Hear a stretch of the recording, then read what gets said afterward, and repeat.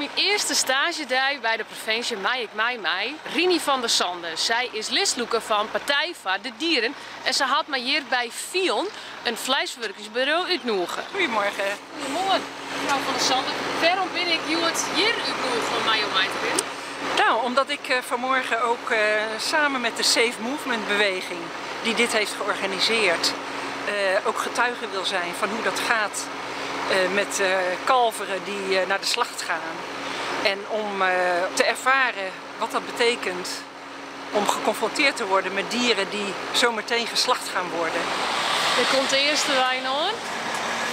Tja. Wat doet het mij ook? Ja, dit raakt mij. Deze jonge dieren die eigenlijk zo'n kort ellendig leventje hebben gehad, gaan nu naar het einde toe. Het is ook waarschijnlijk voor het eerst dat ze ook nog even daglicht zien. En is dit nou een gewone werkdag van jou? Hier staan een waken van de business? Ik moet je zeggen, dit is niet een gewone dag voor mij, want dit is een heel naar begin van een dag.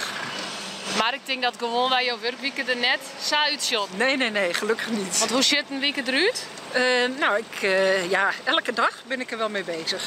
Ik ben gepensioneerd, dus dat kan ook. Ja, er komt enorm veel mail binnen, heel veel post. Wij hebben veel contacten met mensen die ons signalen afgeven. En verder hebben we natuurlijk heel veel stukken door te nemen. Want als ik goed begreep, dan is het vaak dus op kantoor. Ja. En zo nou en dan het field in om bij mensen te praten. En... Ja, ik werk ook veel thuis. Ik ben alleen op provinciehuis op dagen dat ik echt ook afspraken heb gemaakt. Dat is we zo dadelijk daarom kennen, hè, naar het provinciehuis. Ja, meestal ben ik op de dinsdag en de woensdag wel op het provinciehuis. Oké.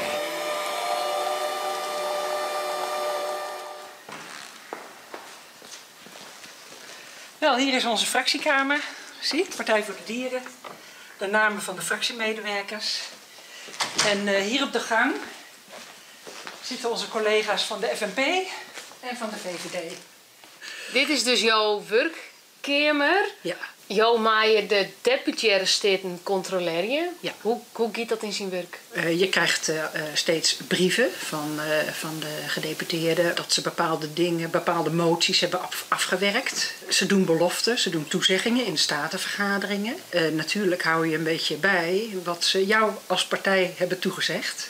En dat volgen we dan. Dat doen alle fracties. Hè? Die houden allemaal, met z'n allen zijn we eigenlijk het beleidsbepalende orgaan en het controlerende orgaan. En is dit van jou nou een fulltime baan? Ja, ik ben zelf gepensioneerd. Dus ik heb alle tijd. Ja. De meeste statenleden werken daarnaast. Maar dat betekent dat ze dus vaak niet bij aan uitnodigingen gehoor kunnen geven. En wat verdient het soks? Het is geen salaris. Ik verdien ongeveer 1000 euro per maand. Ik ben in het centrum van Ljouwert, want ik ben wel benieuwd. Weten de meesten waar Rini van der Sande is en wat zij is dat? Oh, zo? Herkent u deze vrouw? Nee, die kennen we niet. Nee, die ken ik niet. Nee, dat weet ik niet. Nee. Zo? Nou, nee.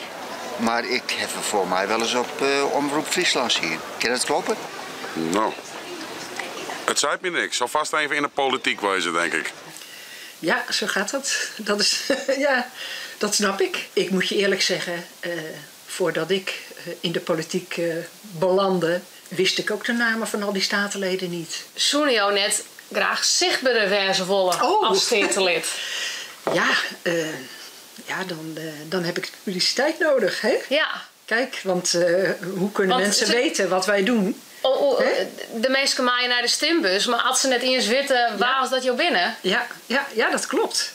Maar ja, ik ga natuurlijk niet zomaar op een doordeweekse dag ergens op een standbeeld staan en zeg van hier staat Rini van der Sande en die behartigt de partijen van de dieren en de natuur en het milieu en misschien ook wel die van u.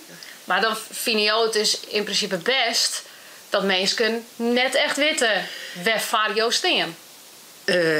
Ja, weet je, ik weet niet wat ik eraan zou kunnen doen om dat te bevorderen. Ja, ik moet het hebben van mijn invloed in de Staten. Dat is voor mij mijn doel. En niet zozeer om bekend te raken.